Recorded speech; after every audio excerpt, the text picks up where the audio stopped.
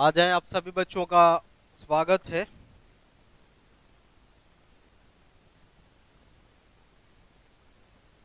आ जाए बच्चों, पुष्पेंद्र सिंह जुड़ चुके हैं, good morning. Reena Maurya good morning. Soni Kaushal good morning. आप सभी बच्चों को गुड मॉर्निंग है, जय हिंद है सभी बच्चों के लिए, जय हिंद। एक बार शेयर कर लीजिए जल्दी से और चीज़ों को हम लोग शुरुआत कर लेते हैं फिर से।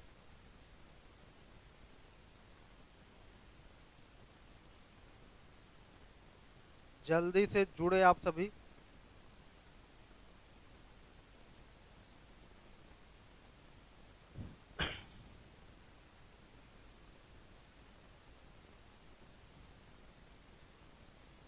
आप लोग भाई अपना अपना अटेंडेंस लगाइए, जो भी आ रहे हैं वो गुड मॉर्निंग करके जल्दी जल्दी अपना अपना अटेंडेंस लगा दें।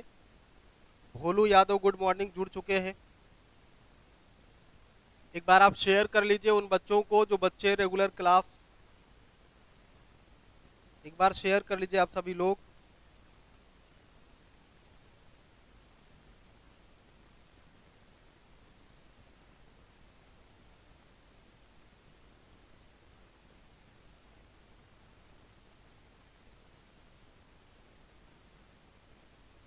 चलिए शुरू कर लेते हैं।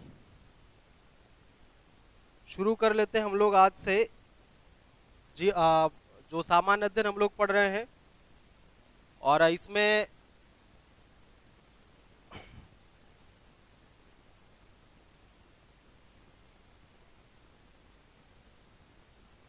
चलिए ठीक है, चीजें ठीक है। शुरुआत करने के लिए हो गया, दो चार लोग बहुत हैं।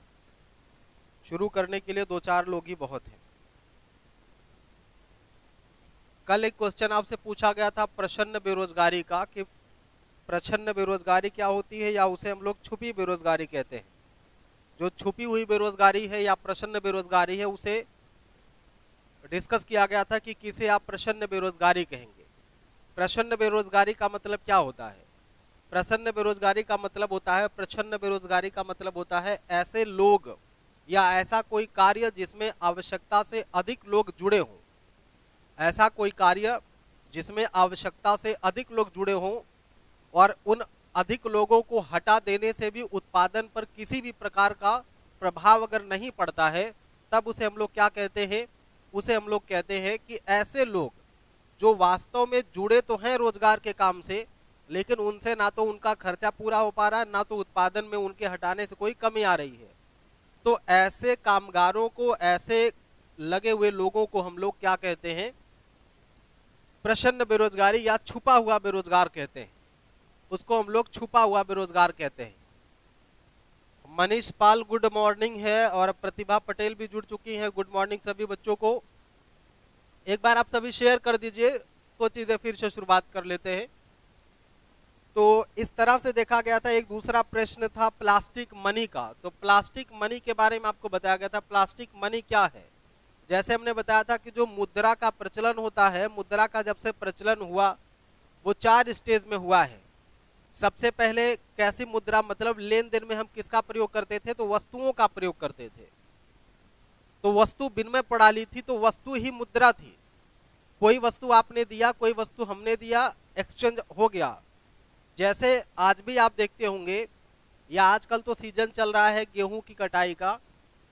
हम लोग बचपन में क्या करते थे? गेहूं ले करके उससे बर्फ लेते थे, आइसक्रीम, जो गांव में पो पो बजा करके बेचते थे उस बचपन में हम लोगों के, वो हम लोग खाते थे। गेहूं दे करके उसको लेते थे, आइसक्रीम लेते थे गेहूं दे करके।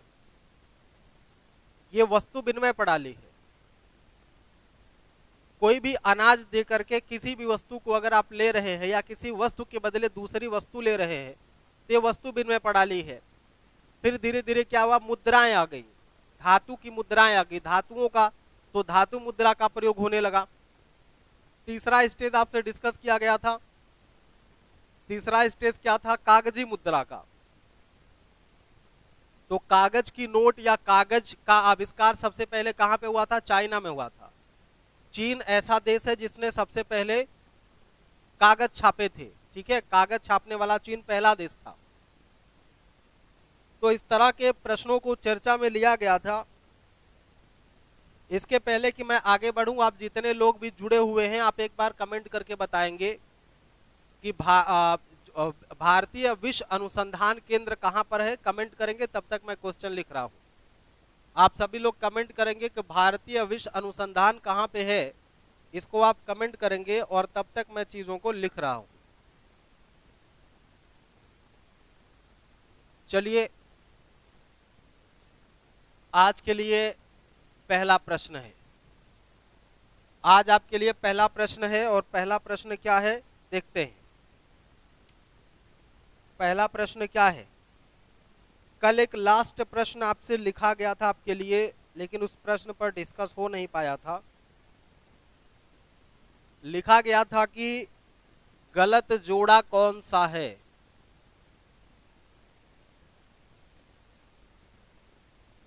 आपको गलत जोड़ा पहचानना था और कुछ इस तरह से ऑप्शन बनाए गए थे। 4 ऑप्शंस पे चर्चा आपसे करनी थी। पहला लिखा गया था नीला ग्रह, पहला लिखा गया था नीला ग्रह और इसके सामने लिखा गया था पृथ्वी। क्वेश्चन केवल लिखा था मैं। दूसरा था लाल ग्रह, इसे हम लोग लाल ग्रह के नाम से जानते हैं, तो इसके सामने लिखा था मंगल। मंगल। और फिर लिखा था पीला, पीला ग्रह और इसके सामने लिखा है अरुण, इसके सामने लिखा है अरुण। डी वाले ऑप्शन में लिखा था ठंडा ग्रह, ठंडा ग्रह और इसके सामने लिखा था वरुण। हालांकि कल का क्वेश्चन आपको दिया गया था, तो मुझे पूरा भरोसा है कि आप लोग कहीं ना कहीं इसको देख लिए होंगे।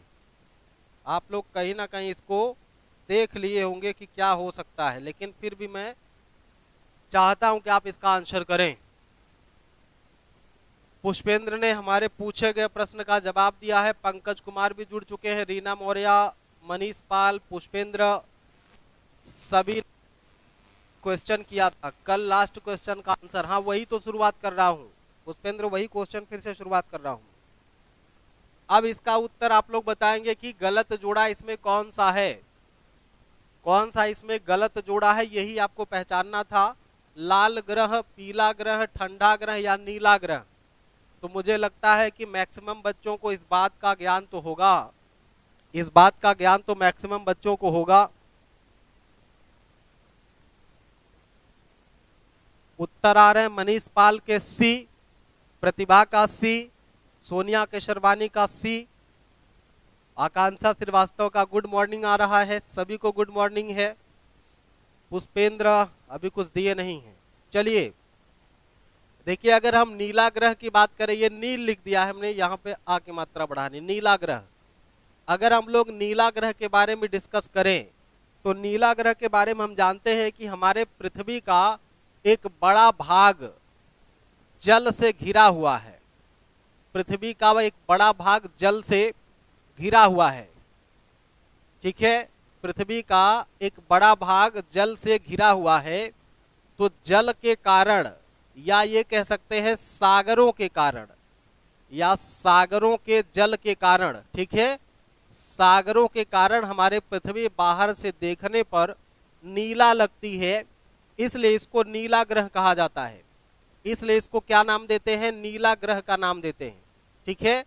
पृथ्वी हमारी नीला ग्रह के नाम से जानी जाती है और पूरे ब्रह्मांड में यह एकमात्र ऐसा ग्रह है, एकमात्र ग्रह है जिस पर जीवन संभव है, जिस पर क्या है? जीवन की संभावना है, या मतलब जीवन चल रहा है। एकमात्र ऐसा ग्रह जिस पे क्या है? जीवन संभव है। पृथ्वी ब्रह्मांड का एकमात्र ऐसा ग्रह, इकलौता ऐसा ग्रह है जहां पर क्या है? एकमात्र है जहां पे जीवन संभव है। और ये जीवन किस कारण से संभव है?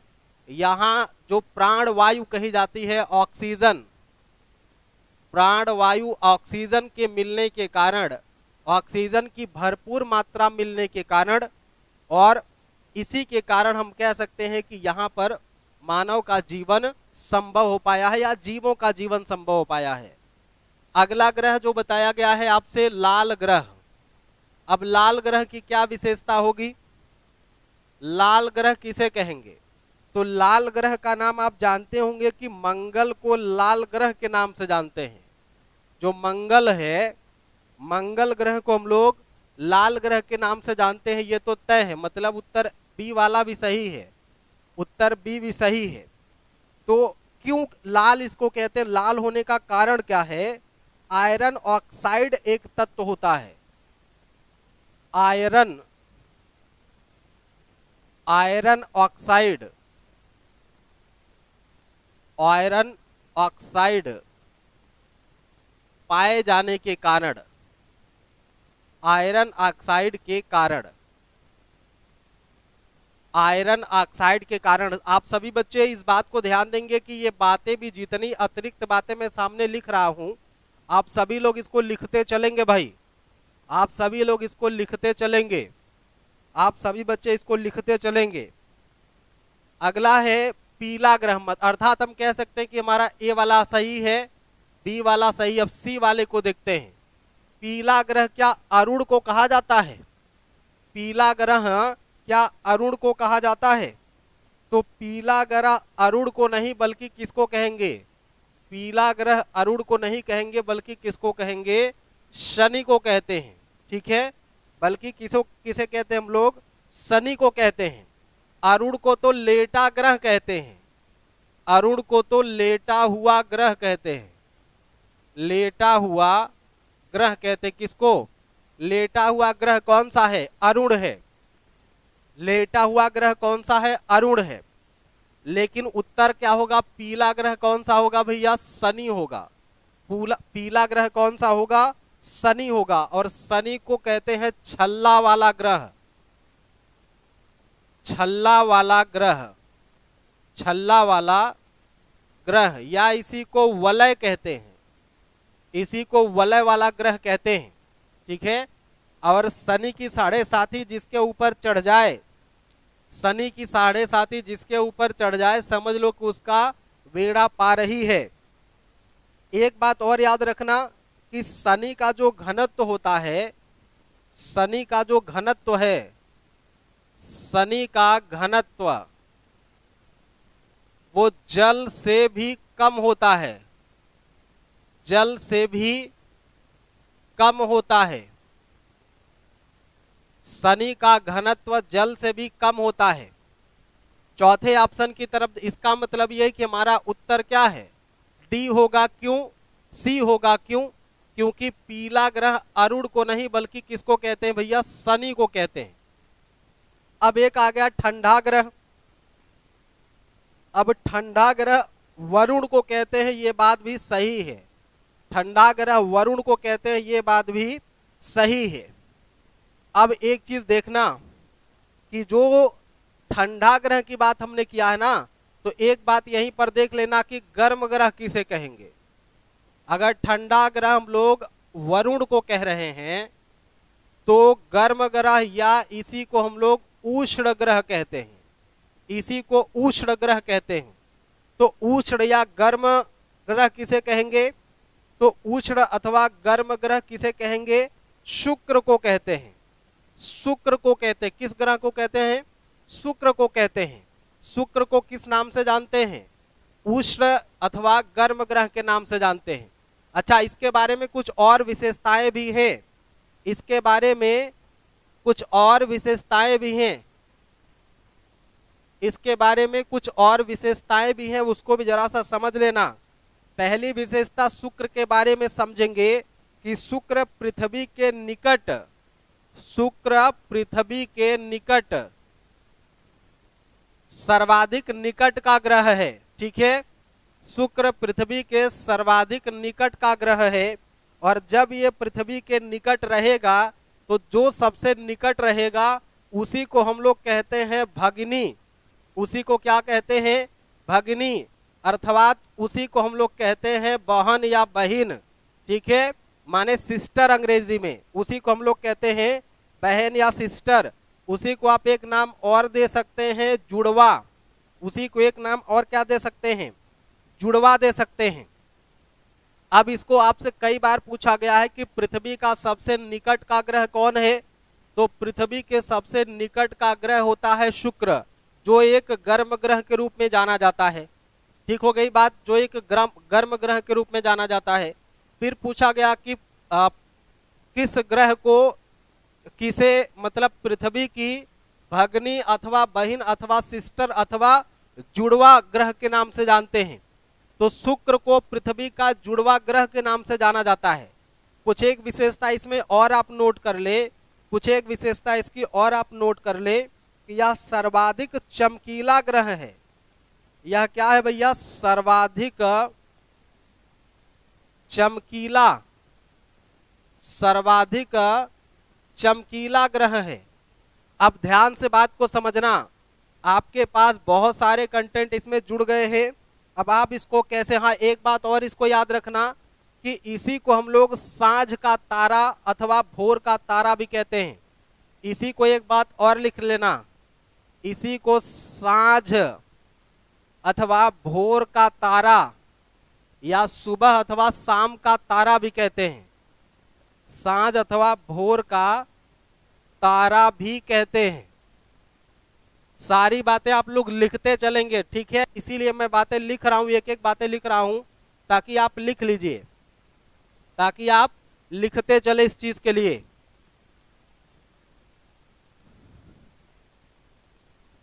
अरुण को हरा ग्रह कहते हैं, भाई हमने तो ऐसा नहीं सुना कि ग्रीन प्लैनेट, चलिए देखेंगे, हो सकता है। हाँ देखो, ठंडा होने के कारण इसे हरा ग्रह कह सकते हैं, बाकी कोई ऐसा लॉजिक नहीं है। ठंडा है तो हरा रंग क्या होता है, ठंडा होता है। लाल रंग उष्ण रंग के श्रेणी में आता है। अगर रंगों के आधार पर इसको देखेंगे तब हम इसको एक मतलब पर्याय के संदर्भ में समझ सकते हैं। बाकी अगर और कोई रीजंस होगा तो मैं उसको देखूंगा, पता करके बताऊंगा आपको। अभी तक जितना मुझे जानकारी है वो इतना ही है। चलो एक बार सारे बच्चों फिर से बोल दो, जयकारा लगा दो। एक बार सभी बच्चे बता दो कि क्या आपको बातें समझ में आ रही हैं। जितनी बातें बताया हूं क्या ये चीजें आपको समझ में आ रही हैं? अगर समझ में आ गई हो तो स्क्रीनशॉट ले लो, अगर लिखते चल रहे हो साथ साथ तो और अच्छी बात है। साथ साथ लिखते चल रहे हैं तो बहुत अच्छी बात है। अब देख लो, 1 2 3 4 5 6 7 7 प्रश्न तो केवल शुक्र से बन गए। 7 प्रश्न तो केवल शुक्र से बन गए। 4 ऑप्शन के बारे में, ये 3 दूनी 6, तो लगभग 14-15 क्वेश्चन, लगभग 17-18 क्वेश्चन आपका एक क्वेश्चन में कवर हुआ है। शाम वाले बैच में अब यही 18 बार बनेगा। जो शाम का बैच चलता है जीएस का, ये 18 बार पढ़ाया जाएगा। एक बार केवल पूछूंगा कि ठंडा ग्रह किसे कहते हैं, 1-2 बातें बता दूंगा, काम खत्म। दूसरी बार पूछ लूंगा कि आयरन ऑक्साइड के कारण कौन से ग्रह का रंग लाल हो जाता है। इस तरह से वहां पे प्रश्न पूछे जाते हैं, एकदम 1 लाइन सतही टाइप के प्रश्न हैं। जिन बच्चों की तैयारी ठीक ठाक है वो जा करके वहां देख सकते हैं, लेकिन जिनको वास्तव में तैयारी करनी है, रिवीजन के साथ साथ चीजों को कॉन्सेप्ट वाइज समझ करके टॉपिक क्लियर करके चलना है, वो बच्चा इस बैच को ज्वाइन करेगा। अभी तो फ्री ही चल रहा है यूट्यूब पे, लेकिन इसके लिए भी प्रोसेस है। आप बीट एग्जाम्स के चैनल को, जो बीट एग्जाम्स का ऐप हमारा है, जो बीट एग्जाम्स का ऐप है, इस बीट एग्जाम्स के ऐप को आप लोग डाउनलोड करेंगे और डाउनलोड करने के बाद आप कोर्स में जाएंगे और कोर्स में जाकर के एसएससी सेलेक्ट करेंगे और एसएससी सेलेक्ट करने के बाद वहां पर जीएस प्रैक्टिस का ऑप्शन आ जाएगा और आप लोग वहां पर जीएस प्रैक्टिस का ऑप्शन चूज कर लेंगे और जीएस प्रैक्टिस का ऑप्शन चूज करने के बाद आप आगे बढ़ेंगे तो पेमेंट की बात आएगी। पहले मतलब कोर्स के लिए आप 1 महीना के लिए कर रहे हैं या फिर 2 महीना के लिए कर रहे हैं या फिर 3 महीना के लिए कर रहे हैं, इस तरह से ऑप्शन आपको सेलेक्ट करना पड़ेगा। मान लीजिए कि आपने 3 महीने वाला लिया है तो 3 महीने वाले नीचे जैसे आप इसको टच करेंगे वैसे नीचे इसके पेमेंट का आ जाएगा, आप पेमेंट करेंगे और चीजें आपके लिए कंटिन्यू हो जाएंगे। ठीक है, बाकी चीजें समझनी है तो आप जो भी नंबर आपके पास उपलब्ध है उस पर कांटेक्ट करके समझ सकते हैं। चलिए आगे बढ़ते हैं, अगला प्रश्न लेते हैं। हाँ, एक चीज याद रखना, क्योंकि जो शुक्र ग्रह हमारा है, जो शुक्र ग्रह है, इस पे गैसों का समूह है, वो इतना गजब का इन्वायरमेंट तैयार करता है कि यहाँ प्रेशर कुकर की स्थिति बनी रहती है। प्रेशर कुकर की स्थिति बनी रहती है। प्रेशर कुकर की स्थिति वाला ग्रह पूछा गया प्रश्न है, प्रेशर कुकर की स्थिति वाला ग्रह। अब कई बार आपसे पूछा गया कि कौन सा ग्रह, किस ग्रह में कुकर प्रेशर की स्थिति उत्पन्न होती है। वहां का जो ताप है, दाब है और जो उष्मा है, गैसों का संघनन है, उन सब के कारण इसको नाम दिया गया कि आप प्रेशर कुकर की भांति कार्य कर रहा है, वहां पर प्रेशर कुकर की कंडीशन है।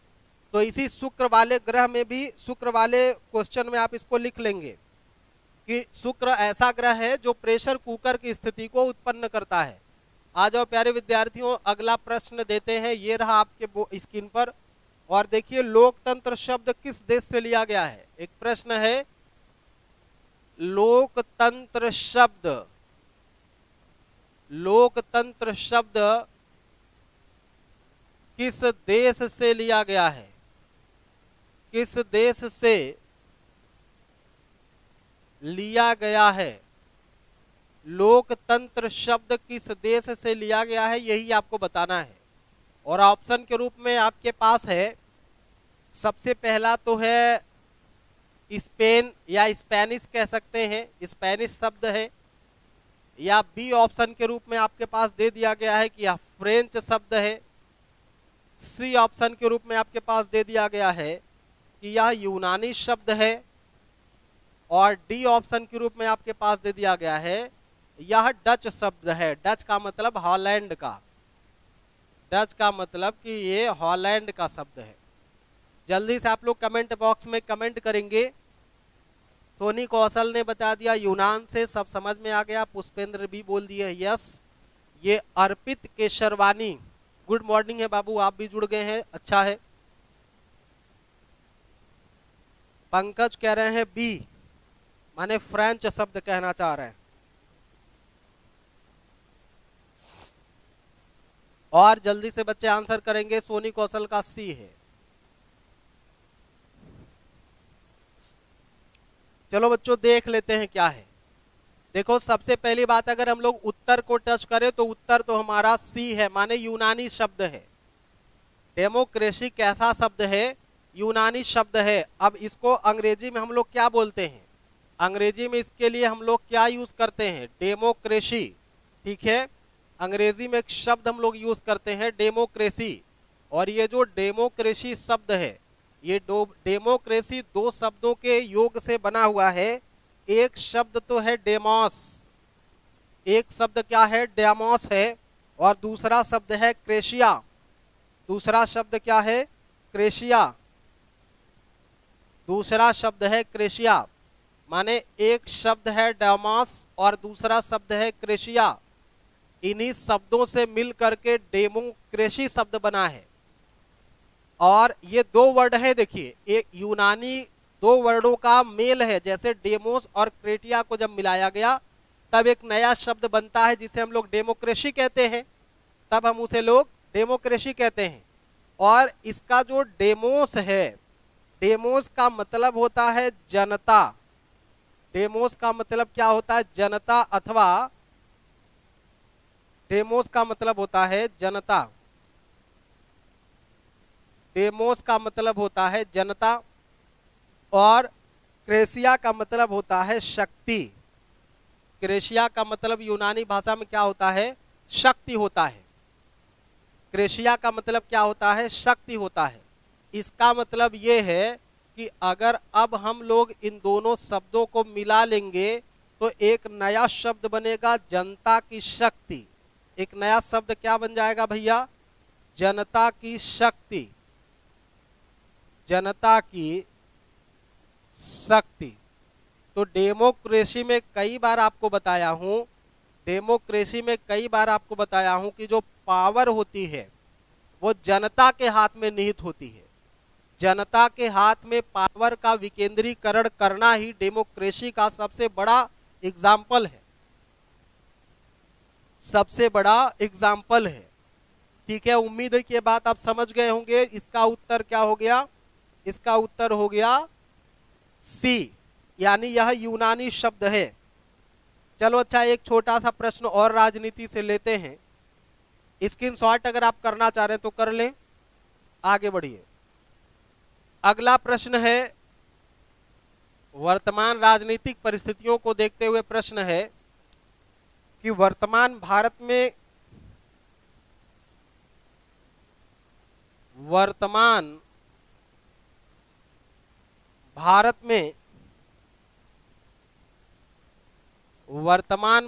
में कितने राष्ट्रीय राजनीतिक दल हैं? कितने राष्ट्रीय राजनीतिक दल हैं? कितने राष्ट्रीय राजनीतिक दल हैं, इतना पूछा जा रहा आपसे।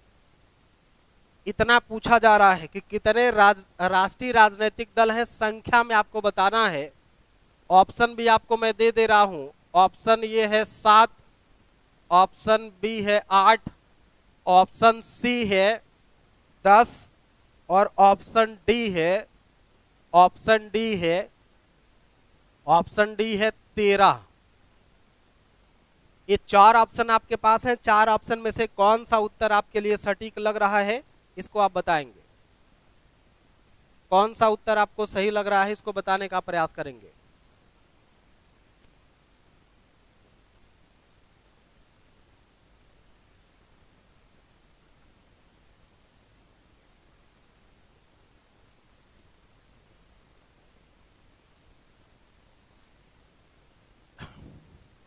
कितना उत्तर कर रहे हैं आप लोग?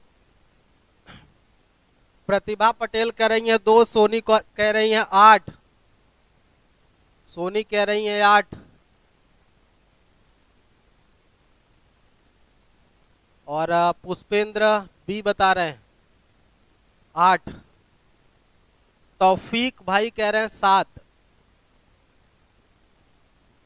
चलो, बहुमत नहीं आ रहा है, आप लोगों के मत में दिक्कत है, तो आइए मैं आपको क्लियर कर दे रहा हूं कि कुल कितने राष्ट्रीय दल हैं। तो भारत में जो वर्तमान में राष्ट्रीय राजनीतिक दल हैं उनकी संख्या 8 है प्यारे विद्यार्थियों। उनकी संख्या कितनी है? 8 है। ये ऐसे ही प्रश्न सीधे सीधे पूछ लिए जाते हैं। ये प्रश्न ऐसे ही सीधे सीधे पूछे जाते हैं। अब इनमें से कौन सा, जैसे एक तो आप जानते हैं इंडियन नेशनल कांग्रेस है, ठीक है, भारतीय राष्ट्रीय कांग्रेस पार्टी, भारतीय राष्ट्रीय कांग्रेस, हिंदी में लिख दूं, एक तो हो जाएगी क्या? कांग्रेस पार्टी। एक हो जाएगी क्या? कांग्रेस पार्टी। दूसरा भाजपा, तीसरा बसपा।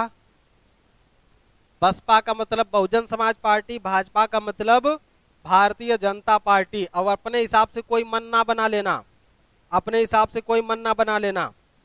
और एक होता है भारतीय कम्युनिस्ट पार्टी, भारतीय कम्युनिस्ट पार्टी, भारतीय कम्युनिस्ट पार्टी।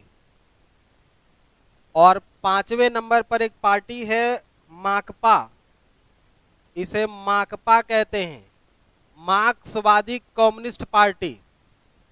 माकपा को क्या कहते हैं? मार्क्सवादी communist party, communist party.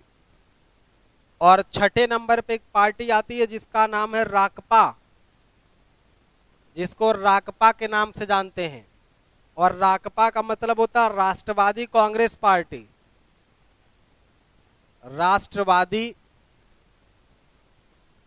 Congress party. 7वें पे एक पार्टी आ जाएगी जिसे हम लोग कहते हैं अखिल भारतीय तृणमूल कांग्रेस, अखिल भारतीय तृणमूल कांग्रेस, अखिल भारतीय तृणमूल कांग्रेस। और एक होता है जिसे हम लोग एनपीपी के नाम से जानते हैं, नेशनल पीपुल्स पार्टी। एनपीपी का मतलब होता है national people's party, national people's party, NPP national people's party. तो 8 पार्टियां हैं वर्तमान भारत में, कुल 8 राजनीतिक पार्टियां हैं। पहले पे कांग्रेस, दूसरा भाजपा, तीसरा बसपा माने बहुजन समाज पार्टी। देखो ये सब पार्टियां ऐसी हैं कि इनका फुल फॉर्म आप लोग जान रहे हैं, ठीक है। भारतीय कम्युनिस्ट पार्टी, माकपा माने मार्क्सवादी कम्युनिस्ट पार्टी, राकपा राष्ट्रवादी कांग्रेस पार्टी, अखिल भारतीय तृणमूल और एनपीपी।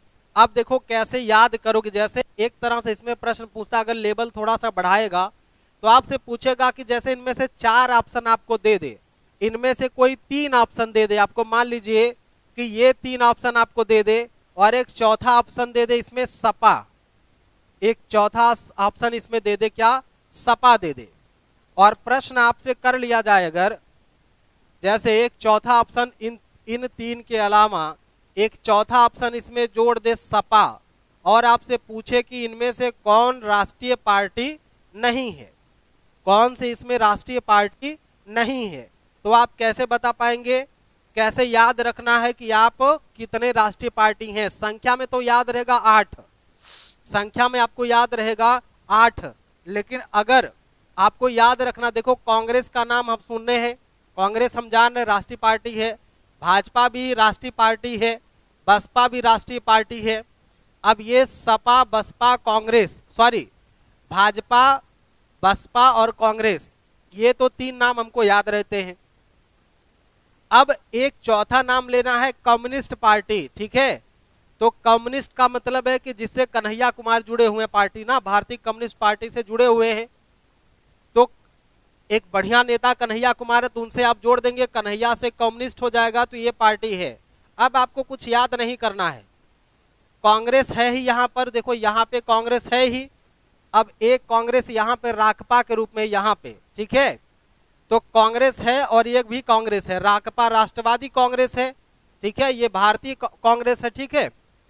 अब दूसरा चीज आपको क्या देखना है, कम्युनिस्ट पार्टी है ही इसमें, यहाँ पे देखो माकपा मार्क्सवादी कम्युनिस्ट है, ठीक है, मार्क्सवादी कम्युनिस्ट हो जाएगा। अब अभी यहाँ पे कांग्रेस देखो, तीसरा जो टीएमसी है, तृणमूल कांग्रेस, ममता बनर्जी वाली पार्टी, तो तृणमूल कांग्रेस, ठीक है, तृणमूल कांग्रेस, अखिल भारतीय तृणमूल कांग्रेस, ये भी हो जाएगी, इसको भी आप बार बार सुन रहे हैं। एक केवल आपको याद रखना है एनपीपी, चूंकि नेशनल है तो का मतलब राष्ट्रीय राजनीतिक पार्टी, इसको आप याद रख लेंगे। तो इस तरह से आप इसको याद रख सकते हैं। आइए अब हम लोग आगे बढ़ते हैं अगले प्रश्न की तरफ। आइए अब आगे बढ़ते हैं नेक्स्ट प्रश्न की ओर। अगला प्रश्न है मेरे प्यारे बच्चों, अगला प्रश्न यह है कि किसने सत्यशोधक समाज की स्थापना की थी, किसने सत्यशोधक समाज की स्थापना की थी। सत्यशोधक समाज की स्थापना किसने किया था, ये आपको बताना है। अगर ऑप्शन की हम लोग चर्चा करें तो ऑप्शन आपके सामने ये रहा, हरिदास। ऑप्शन बी की अगर हम बात करें तो ऑप्शन बी हमारे पास है घासीदास, घासीदास। और ऑप्शन सी है नारायण गुरु, नारायण गुरु। और ऑप्शन डी है आपके पास ज्योतिबा फूले, ज्योतिबा फूले। उम्मीद है कि इसका आंसर आप सभी कर पाएंगे। राजेंद्र प्रताप सिंह का उत्तर आ ही गया, ज्योतिबा फूले।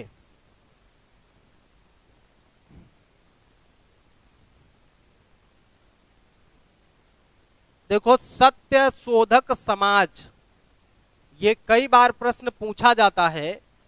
और अभी पिछले 11 तारीख को आपने देखा था कि ज्योतिबा फूले का जन्मदिन था।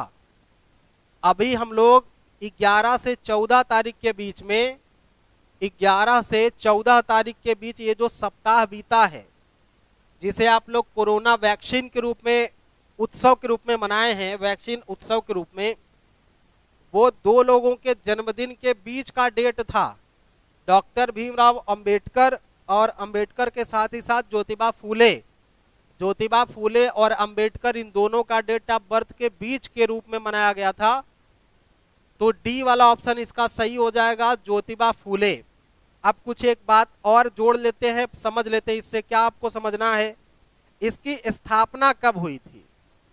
आपसे पूछा जाता है कि सत्य शोधक समाज की स्थापना कब हुई थी, तो इसकी स्थापना हुई थी 24 सितंबर।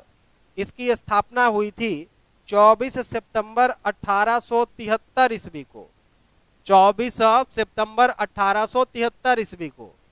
अब स्थान आपसे पूछा जाएगा कि कहां पे किया गया था, तो बंबई में किया गया था। अगर स्थान पूछे कि कहां पर किया गया है, तो आपको बताना है कि बंबई में किया गया था। अगर आपसे ये पूछ ले कि ज्योतिबा फूले का एक प्रमुख पुस्तक भी है, तो जिसका नाम है गुलामगिरी, जो बार बार पूछा गया प्रश्न है, वो प्रश्न है गुलामगिरी। ये गुलामगिरी बहुत ही महत्वपूर्ण पुस्तक है इनकी। अब एक चीज याद रखना कि इन्होंने किस वर्ग को, ठीक है, किस वर्ग को उपदेश दिया या किस वर्ग में सुधार की बात की, तो ज्यादातर जो पिछड़ी जाति के लोग थे, ठीक ना, जो पिछड़ी जाति के लोग थे, इन सभी जाति के लोगों में, पिछड़ी जाति के लोगों में, पिछड़ी जाति के लोगों में इन्होंने जागरूकता लाने का प्रयास किया। इन्होंने जागरूकता लाने का प्रयास किया। और तो और हम कह सकते हैं कि इन्होंने आडंबर और जो ब्राह्मणवादी परंपरा है, उस ब्राह्मणवादी परंपरा को, उस ब्राह्मणवादी आडंबर को इन्होंने मानने से इनकार कर दिया। आडंबरवादी परंपरा को मानने से इनकार कर दिया था। तो इस तरह से हम देखेंगे कि ज्योतिबा फूले वास्तव में महाराष्ट्र के एरिया में अपने मत का प्रचार प्रसार इन्होंने किया और बड़े पैमाने पर लोगों में सुधार करने के लिए ये काम करते हैं। इनके एक और पुस्तक सार्वजनिक सत्य धर्म है। इनकी एक अन्य पुस्तक है सार्वजनिक सत्य धर्म।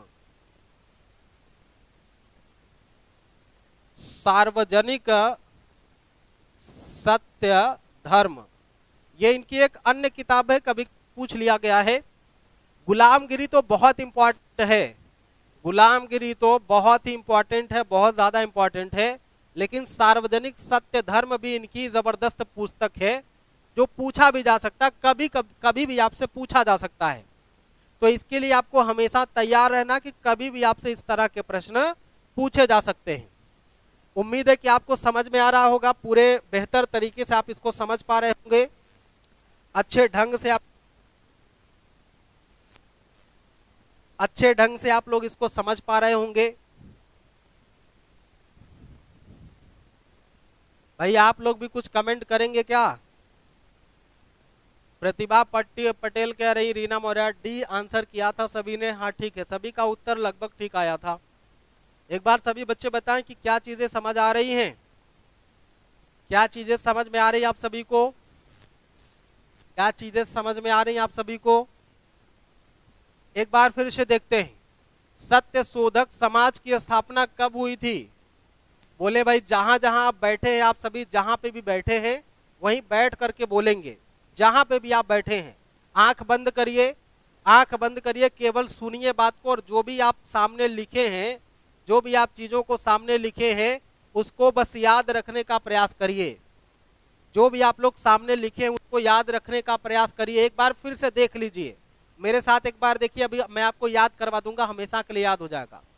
एक बार डिजिटल बोर्ड पर ठीक से देखिए, अपने मोबाइल पर ठीक से आप देखिए, जो भी आपके पास सामने बोर्ड है उस पर ध्यान से देखिए। स्थापना 1873 में, स्थान बंबई में, पुस्तक गुलामगिरी, दूसरी पुस्तक सार्वजनिक सत्य धर्म। किस वर्ग के लिए काम किया? तो पिछड़ी जातियों के विकास के लिए, उनके उत्थान के लिए काम किया। आडंबर और ब्राह्मणवादी परंपराओं का विरोध किया। ठीक है। सत्य धर्म शोधक समाज की स्थापना किया ज्योतिबा फूले ने। बस इतना बात है ना। 1 2 3 4 5 5 पॉइंट आपको इसमें से याद रखना है कभी भी किसी भी एग्जाम के लिए। आप लोग जहां भी बैठे हो, आप लोग जहां भी बैठे हो, बस अपनी आंखों को बंद कर लीजिए, अपनी आंखों को बंद कर लीजिए और ध्यान से आप बात को सुनिए और बताने का प्रयास करिए कि सत्य शोधक समाज की स्थापना कब हुई थी। बोल दीजिए, जहां पे बैठे वहीं पर बोलिए, सत्य शोधक समाज की स्थापना कब हुई थी? 1873। कहां हुई थी? बोलेंगे मुंबई या बंबई। ज्योतिबा फूले की प्रसिद्ध पुस्तक कौन सी है? गुलामगिरी। ज्योतिबा फूले का एक अन्य ग्रंथ कौन सा है? सार्वजनिक सत्य धर्म। किस वर्ग के उत्थान के लिए काम किया? तो पिछड़ी जातियों के उत्थान के लिए काम किया है, पिछड़ी जातियों के उत्थान के लिए काम किया है। अगला प्रश्न है कि ज्योतिबा फूले ने किस समाज की स्थापना की थी? तो ज्योतिबा फूले ने सत्य शोधक समाज की स्थापना की है। ज्योतिबा फूले ने सत्य शोधक समाज की स्थापना की है। ठीक है। उम्मीद है कि बातें आपके लिए ठीक होंगी और आपको याद भी हुई होंगी। अगला प्रश्न लेते हैं, अगला प्रश्न लेते हैं। किस राज्य में तेल शोधनशाला नहीं है? निम्न में से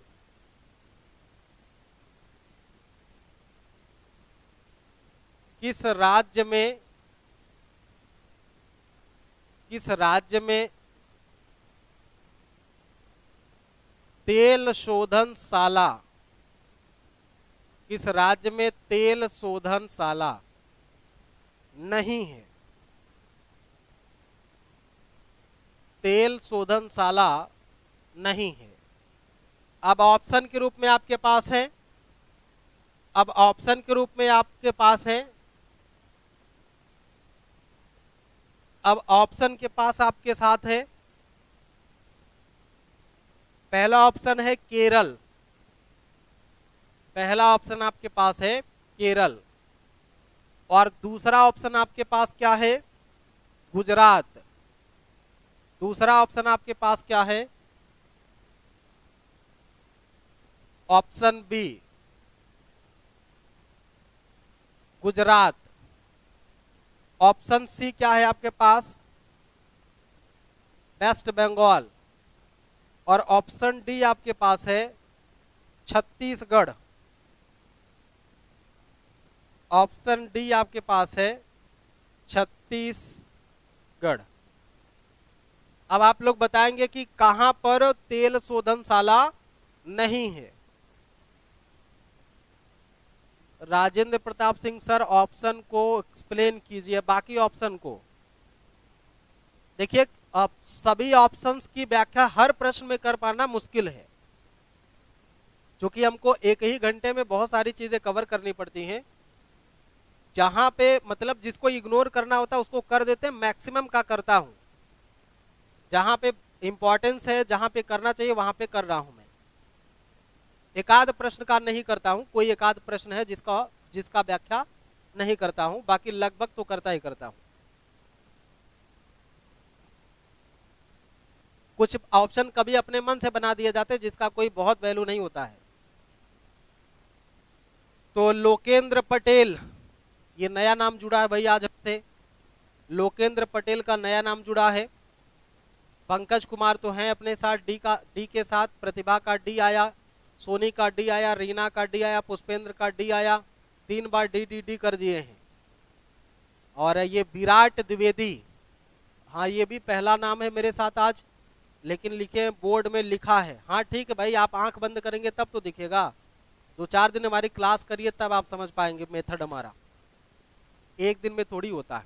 चलो अब देख लो कहां पे नहीं है ना, पूछा गया है तेल शोधनशाला कहां पे नहीं है, तो ऑप्शन आप देखेंगे कि छत्तीसगढ़ में नहीं है। ठीक है, ऑप्शन हमारा डी इसमें सही है, छत्तीसगढ़ में नहीं है। अगर है तो केरल में कौन सा है, केरल में कौन से शोधनशाला है जिसको आप जानते हैं, तो कोच्चि तेल शोधनशाला यहाँ का प्रसिद्ध है। कोच्चि, कोच्चि तेल शोधनशाला, कोच्चि तेल शोधनशाला कोच्चि, ये पूरा नाम ही है, कोच्चि तेल शोधनशाला कोच्चि। केरल के कोच्चि में एक तेल शोधनशाला है जहां पे हम लोग इसको कोच्चि के नाम से जानते हैं, कोच्चि तेल शोधनशाला के नाम से जानते हैं। अगला ऑप्शन देखेंगे गुजरात है। ठीक है, पहला हमने देखा केरल और दूसरा ऑप्शन क्या है, गुजरात है। अब गुजरात में कौन सा है, जैसे गुजरात में तो कुल 4 हैं, गुजरात में कुल कितने शोधनशालाएं हैं, ये भी एक प्रश्न है, यह भी एक प्रश्न आपसे पूछेगा कि गुजरात में कुल कितनी तेल शोधनशालाएं हैं, तो कुल 4 हैं, 1 2 3 4। अब कौन कौन सी 4 शोधनशालाएं हैं देखते हैं, कौन कौन सी 4 शोधनशालाएं उसको देखते हैं। जो पहला है वो है कोयली में, जो पहला शोधनशाला है वो कोयली में, जो बच्चे पहले पढ़े थे वो जानते हैं कि गुजरात के कोयली में एक शोधनशाला है, और दूसरा जो तेल शोधनशाला है वो गुजरात के वाडिनार में है, वो गुजरात के कहां पे, वाडिनार में है। और जो तीसरा है वो जामनगर में है, जो तीसरा है वो गुजरात के जामनगर में है। तो इसी गुजरात के जामनगर में चौथा भी है, गुजरात के जामनगर में चौथा भी है, माने पहला, दूसरा, तीसरा और चौथा, ये 4 कुल गुजरात में हैं। अब इसमें से देखेंगे ये जो पहला जामनगर का है ये विशेष आर्थिक क्षेत्र के अंतर्गत आता है, ये विशेष आर्थिक क्षेत्र के अंतर्गत आता है, विशेष आर्थिक क्षेत्र के अंतर्गत आता है। और जो दूसरा जामनगर वाला है ये घरेलू ट्रैफिक क्षेत्र के अंतर्गत आता है, ये घरेलू ट्रैफिक क्षेत्र के अंतर्गत आता है, घरेलू ट्रैफिक क्षेत्र के अंतर्गत आता है। अब ये इतनी बातें आपको याद रखनी है, इतनी बातें आपको याद रखनी है। लेकिन एक बात और, पश्चिम बंगाल का देख लेते हैं, एक हम लोग पश्चिम बंगाल का देख लेते हैं, पश्चिम बंगाल में कौन सा है। आंसर तो आप सभी टिक कर दिए हैं ना, आंसर तो आप सभी का टिक हो ही गया है, आंसर आप सभी का टिक हो ही गया है कि चौथा ऑप्शन था जिसमें नहीं है। अब पश्चिम बंगाल में कौन सा तेल शोधनशाला है, पश्चिम बंगाल में हल्दिया तेल शोधनशाला है। हल्दिया नाम सुना होगा कभी, हल्दिया तेल शोधनशाला, हल्दिया तेल शोधनशाला कहाँ पे है, पश्चिम बंगाल में है। हल्दिया तेल शोधनशाला कहाँ पे है, तो पश्चिम बंगाल में है, पश्चिम बंगाल में है हल्दिया तेल शोधनशाला। बताओ बच्चों, समझ में आ गई बात, चारों ऑप्शन की बात समझ में आ गई आपको। नमस्कार भाई लोकेंद्र जी को नमस्कार, पहले दिन जुड़े हैं आप, अच्छा लगा आप सभी जुड़े हैं। जो भी बच्चा आज पहले दिन जुड़ा है, डेली 9:30 बजे से क्लास चल रही है और रेगुलर चलती है क्लास। तो एक बार फिर से देख लेते हैं, एक बार फिर से देख लेते हैं कि कहाँ कहाँ पे तेल शोधनशाला की बात हो रही है। तेल शोधनशाला निम्नलिखित में से कहाँ पर, तो चौथा ऑप्शन दे दिया गया था आपसे, चौथा ऑप्शन दिया गया था छत्तीसगढ़, चौथा ऑप्शन क्या दिया गया था, छत्तीसगढ़, जो गलत था। छत्तीसगढ़ में नहीं है, छत्तीसगढ़ में नहीं है तेल शोधनशाला, बाकी केरल में है, गुजरात में है, पश्चिम बंगाल में है। अब केरल में कोच्चि है ना, केरल के कोच्चि में, याद रखने की जरूरत नहीं, याद ही रहेगा, केरल के कोच्चि में है तो याद ही रहेगा। अब गुजरात में आपको 4 देखना है, गुजरात में 4 देखना है। वाडिनार हो गया, कोयली, वाडिनार और जामनगर, ठीक है, कोडली, वाडिनार और जामनगर, ये 3 ही नाम हैं। जामनगर में 2 क्षेत्रों में है, जामनगर के 2 क्षेत्रों में तेल शोधनशाला है, पहला विशेष आर्थिक क्षेत्र में, दूसरा घरेलू ट्रैफिक क्षेत्र में, ठीक है। तो जामनगर 1 और जामनगर 2, इसको ऐसे समझ सकते हैं, जामनगर 1 और जामनगर टू कैसे समझेंगे? विशेष आर्थिक क्षेत्र में है और दूसरा घरेलू ट्रैफिक क्षेत्र में है। ठीक हो गई बात? ठीक हो गई ये बात? कोमल सोनी भी जुड़े हैं। हाँ, कोमल सोनी तो है हमारे साथ। ये आशुतोष सिंह गहवार, सर ऑफलाइन कहाँ चलती है? बाबू ऑफलाइन ये इलाहाबाद में ही चलती है, प्रयागराज की धरती पर। प्रयागराज की धरती पर ऑफलाइन चलता है, द स्पीड संस्थान के नाम से।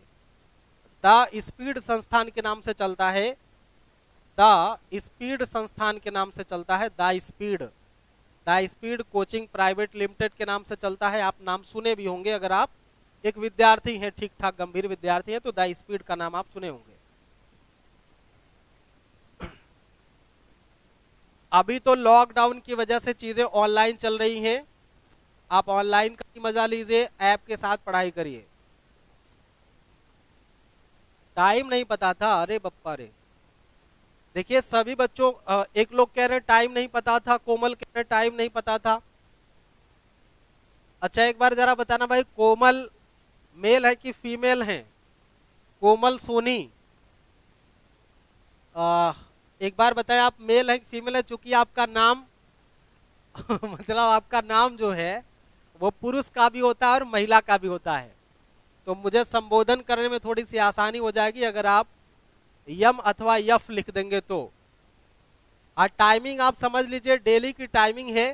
पहली बात तो आप क्या करेंगे कि यूट्यूब पे वीट एग्जाम्स, यूट्यूब पे जाकर के क्या करेंगे, बीट एग्जाम्स यूट्यूब चैनल को आप लोग सब्सक्राइब कर लेंगे। बीट एग्जाम्स के यूट्यूब चैनल को आप क्या करेंगे भैया, सब्सक्राइब कर लेंगे। ठीक है, यूट्यूब चैनल को आप लोग सब्सक्राइब कर लेंगे बीट एग्जाम्स को। और दूसरी चीज, इसी नाम से, बीट एग्जाम्स के नाम से गूगल प्ले स्टोर से आपको क्या करना है, एप्लीकेशन डाउनलोड करना है। और इस एप्लीकेशन को डाउनलोड करने के बाद यहाँ पे अपना मोबाइल नंबर आप इंटर करके ओटीपी जनरेट कर लेना है। ओटीपी जनरेट कर लेना है। ओटीपी जैसे ही आप जनरेट कर लेंगे मोबाइल नंबर डाल के, ओटीपी आ जाएगा तो आपका ऐप एक्टिव हो जाएगा।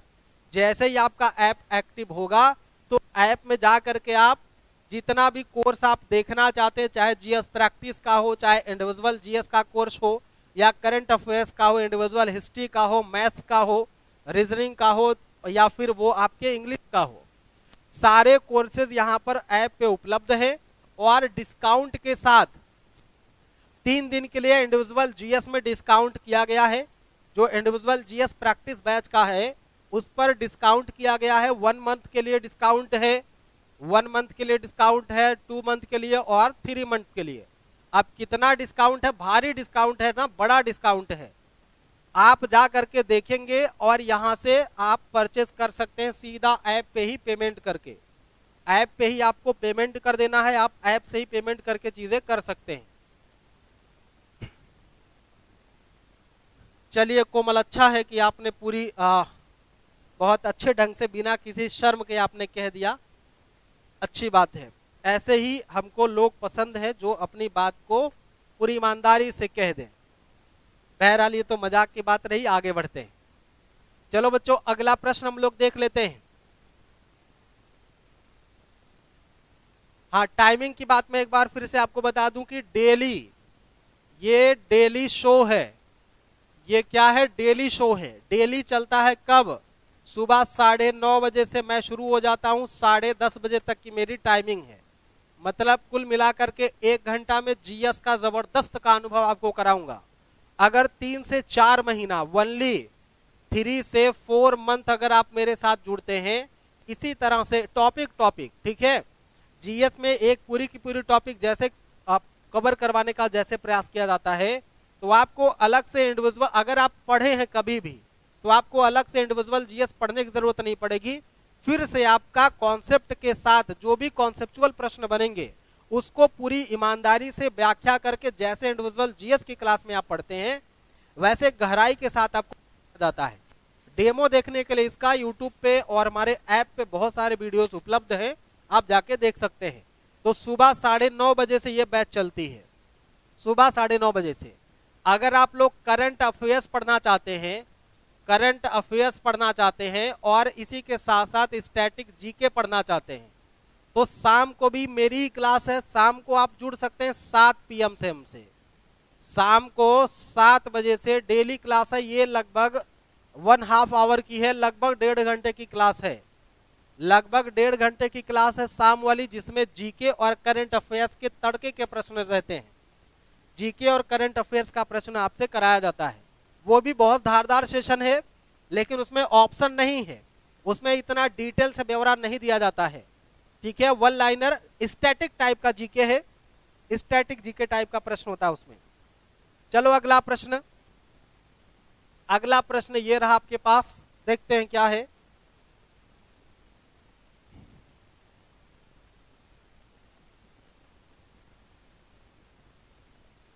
किस ग्रंथ में कहा गया है जो संस्कृत नहीं बोल पाते, थोड़ा सा टफ हो सकता है आपके लिए, जो संस्कृत नहीं बोल पाते, जो संस्कृत नहीं बोल पाते वे म्लेच्छ हैं। वे म्लेच्छ हैं। ये किस ग्रंथ में है? यह बात किस ग्रंथ में कही गई है? ठीक है, प्रश्न पूरा नहीं लिख करके मैं ऐसे लिख दे रहा हूं ताकि आप प्रश्न को भली भांति समझ जाइए बस। जो संस्कृत नहीं बोलते हैं, जो संस्कृत नहीं बोल पाते हैं, वे क्या हैं? जो संस्कृत नहीं बोल पाते वे म्लेच्छ हैं, वो म्लेच्छ हैं। ये किस ग्रंथ में पहली बार कहा गया है? तो आ जाइए ऑप्शन की तरफ। पहला है श्वेताश्वर उपनिषद। पहला क्या है? पहला है श्वेताश्वर उपनिषद। श्वेताश्वर उपनिषद। और दूसरा ऑप्शन है आपके पास गोपथ ब्राह्मण। गोपथ ब्राह्मण थोड़ा सा टफ है बच्चों, घबराना नहीं, सारा उत्तर मैं दूंगा। तीसरा है बृहदारण्यक उपनिषद। बृहदारण्यक उपनिषद। और चौथा ऑप्शन है इसमें शतपथ ब्राह्मण। शतपथ ब्राह्मण। ये 4 ऑप्शन है आपके पास। जरा सा आंसर करें आप सभी बच्चे। तो आप सभी बच्चों एक बार आप आंसर करो कि इसका क्या उत्तर हो सकता है। हालांकि मुझे पता है कि आपके लिए टफ होगा, ये मुझे पता है कि ये टफ होगा आपके लिए, ये प्रश्न आपके लिए टफ हो सकता है, लेकिन फिर भी मैं आपसे पूछ रहा हूं कि इसका सही उत्तर क्या हो सकता है आपके हिसाब से। कुछ नहीं तो तुक्का तक्का मार दो भैया। पंकज कुमार का उत्तर आ गया डी। पंकज का उत्तर आ गया डी। बाकियों का पुष्पेंद्र का ए, रीना मौर्य का ए। बाकी बच्चे 12 लोग लाइव हैं कुल भाई साहब, 12 लोग हैं, कम से कम 12 कमेंट आना चाहिए मेरे पास।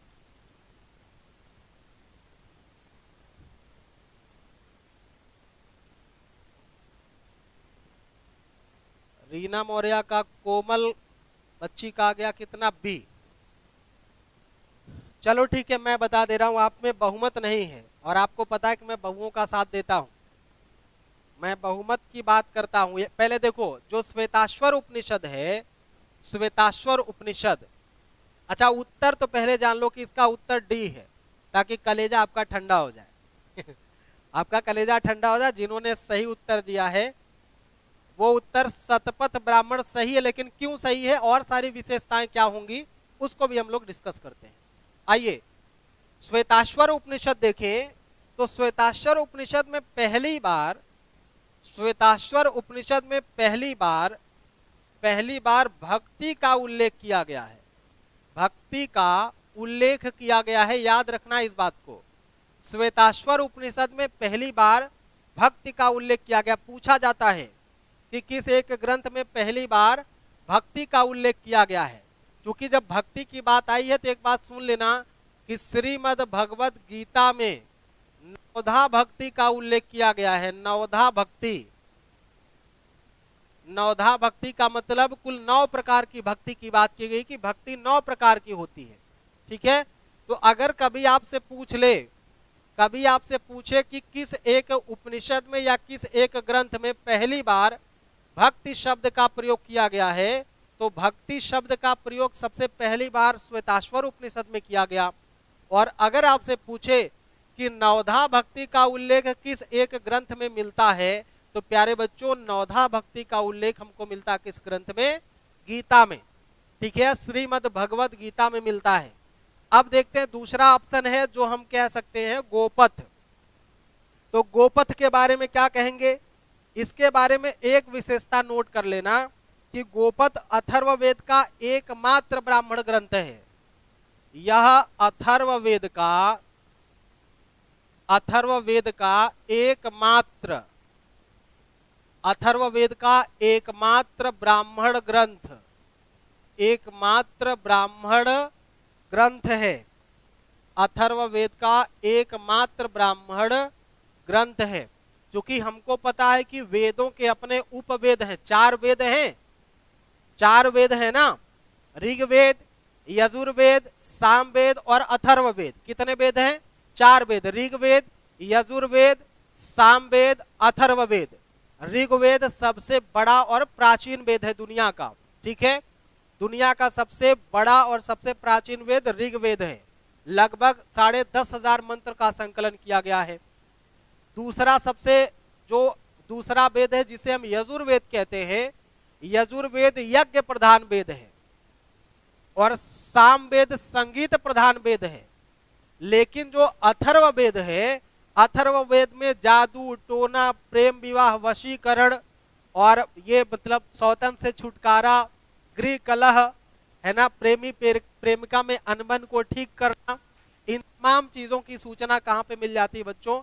अथर्ववेद में। ठीक है, तो अगला बात देखते हैं। अगला ऑप्शन क्या हमारा? बृहदारण्यक उपनिषद है।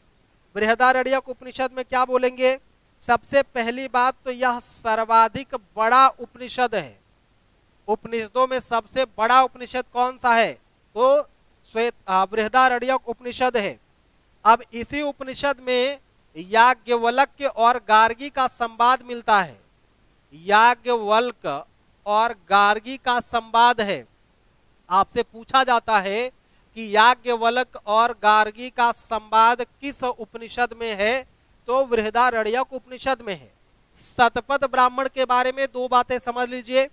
शतपथ ब्राह्मण का मतलब होता है कि 100 रास्ते दिखाने वाला, 100 रास्ते दिखाने वाला, 100 रास्ते दिखाने वाला ग्रंथ।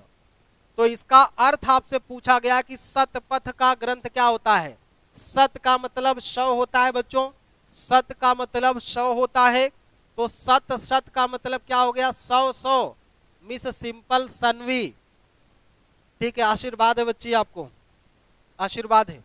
आगे शतपथ ब्राह्मण हो गया। शतपथ ब्राह्मण का अर्थ क्या हो गया? 100 रास्ते दिखाने वाला। इसी में विदेह माधव की कथा दी गई है। विदेह माधव की कथा, विदेह माधव की कथा, और इसी में जल प्लावन की कथा दी गई है। इसी में जल प्लावन की कथा दी गई है। जल प्लावन की कथा और विदेह माधव की कथा का उल्लेख किसमें है? तो आप बताएंगे शतपथ ब्राह्मण में। और शतपथ ब्राह्मण में ही पहली बार पुनर्जन्म का उल्लेख किया गया है। पुनर्जन्म का पहली बार उल्लेख कहाँ पे मिलता है? तो शतपथ ब्राह्मण में मिलता है। चलो बच्चों, अब अंग्रेजी वाले गुरुदेव भी पधारी चुके हैं। अंग्रेजी वाले गुरुदेव भी पधारी चुके। आप लोग जुड़े, कल फिर से 9:30 बजे इसी आपके अपने बीट एग्जाम्स के चैनल पर मैं उपस्थित रहूंगा, इसी तरह से गंभीर जीएस के प्रश्नों के साथ, जिसमें हम लोग जीएस के प्रश्नों का गंभीरता से अध्ययन करते हैं। और इसका नोट्स आप लोग प्लीज बनाते चलना, शाम को 7 बजे से जीएस और करंट अफेयर, जीके और करंट अफेयर, ये तो जीएस कह सकते हैं, जनरल स्टडीज के प्रश्न है, गहरे प्रश्न है, लेकिन शाम को जीके के प्रश्न चलते हैं और करंट अफेयर्स का 7 बजे से, तो आप वहां भी लाइव आना ना भूलेंगे। ठीक है, आज सभी बच्चों के लिए, आज के लिए जय हिंद। कल फिर मिलते हैं, आज तो शाम को ही 7 बजे मिलेंगे, कल इस बैच में मिलेंगे 9:30 बजे। ठीक है, सभी को थैंक यू, धन्यवाद। सभी बच्चों को थैंक यू और धन्यवाद।